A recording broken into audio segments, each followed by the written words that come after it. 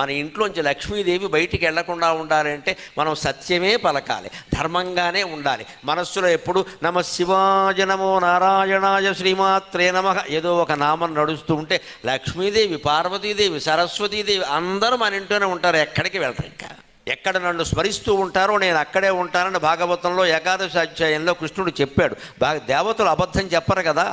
కానీ ఇలా స్నానం చేసి 2 దీపాలు పెట్టి ఏదో వస్తుంది ఏమీ రాదు, బాకీ నోటీస్ వస్తుంది, ఇక్కడ EMI కట్టమని. నువ్వు దీపాలు ఎట్టినంత మాత్రం లక్ష్మీదేవి వచ్చేది అక్కడ.